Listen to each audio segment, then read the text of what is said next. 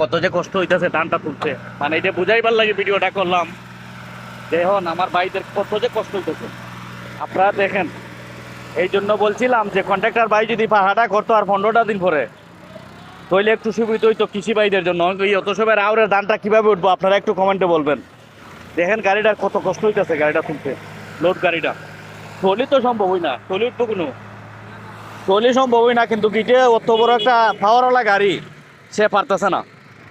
বাস্তব প্রমাণ তুলে ধরলাম, কমেন্টে লিখবেন যে আসলে এখন এই মুহূর্তে ঢালাই করাটা যুক্ত হয়েছে না অযুক্ত হয়েছে। দেখেন অত সবের কৃষি ভাইরা অপেক্ষা করছে। দেখেন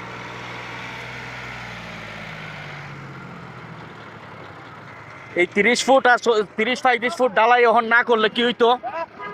30-35 ফুট ঢালাই যদি না করলে এখন কি হইতো না, তত ওই গাড়িটা টানে তুলতে পারলো না। এই জন্য ভিডিওটা তুলে ধরলাম।